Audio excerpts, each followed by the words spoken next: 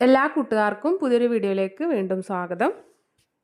നോമ്പ് തുറക്കുമ്പോൾ ഒഴിച്ചുകൂടാൻ പറ്റാത്ത ഒന്നാണല്ലോ അല്ലേ തരിക്കഞ്ഞി.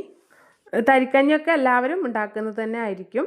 ഞാൻ ഉണ്ടാക്കുന്ന ഒരു രീതിയാണ് ഇന്ന് നിങ്ങളുമായിട്ട് ഷെയർ ചെയ്യുന്നത്. അതിനായിട്ട് ആദ്യം തന്നെ ഗ്യാസ് അടുപ്പിൽ ഒരു പാത്രം വെച്ച് അതിലേക്ക് 1 ടേബിൾ സ്പൂൺ വെളിച്ചെണ്ണയും 1 ടേബിൾ സ്പൂൺ നെയ്യും ഒഴിച്ചു കൊടുത്തൊന്ന് ചൂടാക്കി എടുത്തിട്ടുണ്ട്. ശേഷം ഇതിലേക്ക് കുറച്ച് കാഷ്യൂനട്ടും ഉണക്കമുന്തിരി ഇട്ടൊന്ന് വറുത്തെടുക്കാം. തരിക്കഞ്ഞിയിൽ ചെറിയുള്ളിയുടെ ചുവ ഇഷ്ടമുള്ളവർക്ക് ഈ ഒരു സമയത്ത് ചെറിയുള്ളിയും മൂപ്പിച്ചെടുക്കാവുന്നതാണ്. ഞാനിപ്പോൾ കാഷ്യൂനട്ട് ഉണക്കമുന്തിരി മാത്രമേ വറുത്തെടുക്കുന്നുള്ളൂ.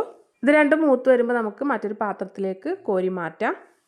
അതിനുശേഷം അതേ നെയ്യിലേക്ക് തന്നെ ഒരു 2 ടേബിൾ സ്പൂണോളം റവയാണ് ചേർത്ത് കൊടുത്തിട്ടുള്ളത്.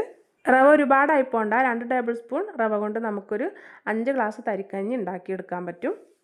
റവ നമുക്ക് ഈ നെയ്യിലിട്ട് ചെറുതായിട്ടൊന്ന് വറുത്തെടുക്കാം. റവ ഒന്നങ്ങ് വറവായി വന്ന് കഴിയുമ്പോൾ നമുക്കിതിലേക്ക് പാലൊഴിച്ച് കൊടുക്കാം. ഞാനൊരു 3/4 കപ്പോളം പാൽ ഇതിലേക്ക് ഒഴിച്ചു കൊടുത്തിട്ടുണ്ട്. പാലൊഴിച്ച ഉടനെ തന്നെ തവി വെച്ച് നമുക്ക് നന്നായിട്ട് ഇളക്കി കൊടുക്കണം, അതല്ലെങ്കിൽ റവയൊക്കെ പെട്ടെന്ന് കട്ട പിടിക്കും. ഇത് നല്ലൊരു തിള വന്ന് കഴിയുന്നത് വരെ മീഡിയം ഫ്ലെയിമിൽ വെച്ച് നമുക്കിത് ഇളക്കിക്കൊണ്ടേ ഇരിക്കണം. ഇപ്പോൾ അത് റവയൊക്കെ നല്ലപോലെ തിളച്ചൊന്ന് കുറുകി വന്നിട്ടുണ്ട്.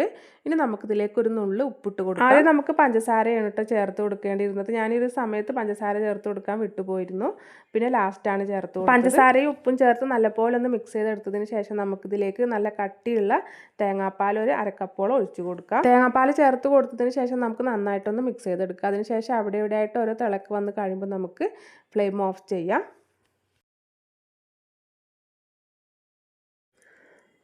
പിന്നീട് ഒരു 2 ഏലക്കായയുടെ തൊലിയൊക്കെ കളഞ്ഞതിന് ശേഷം അതിൻ്റെ കുരു ഇതിലേക്കൊന്ന് കുത്തിയിട്ട് കൊടുത്തിട്ടുണ്ട്.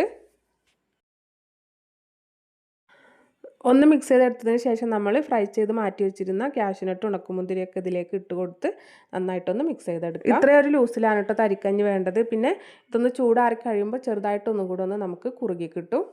പിന്നെ ഈ ഒരു സമയത്താണ് ഞാൻ പഞ്ചസാര ചേർത്തിട്ടില്ല എന്നുള്ളത് ഓർത്തത്. അപ്പോൾ ഇതിലേക്ക് ഞാൻ കുറച്ച് പഞ്ചസാര ചേർത്ത് കൊടുത്തു. ഞാനിപ്പോൾ കുറച്ച് പഞ്ചസാര മാത്രമേ ചേർത്ത് കൊടുത്തിട്ടുള്ളൂ. ഇനി മധുരം കൂടുതൽ വേണമെന്നുള്ളവർക്ക് കുറച്ചുകൂടെ ഒക്കെ ചേർത്ത് കൊടുക്കാവുന്നതാണ്. അതിനുശേഷം ഞാനിതാ ഒരു സെർവിങ് ജഗ്ഗിലേക്ക് തരി ഒഴിച്ചു കൊടുത്തിട്ടുണ്ട്.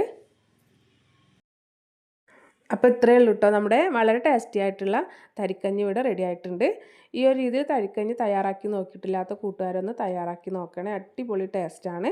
നിങ്ങൾക്ക് ഈ വീഡിയോ ഇഷ്ടപ്പെട്ടാൽ ലൈക്ക് ചെയ്യാനും പുതിയതായിട്ട് ആരെങ്കിലും എൻ്റെ ചാനൽ കാണുന്നുണ്ടെന്നുണ്ടെങ്കിൽ ഒന്ന് സബ്സ്ക്രൈബ് ചെയ്ത് സപ്പോർട്ട് ചെയ്യാനും മറക്കരുത്.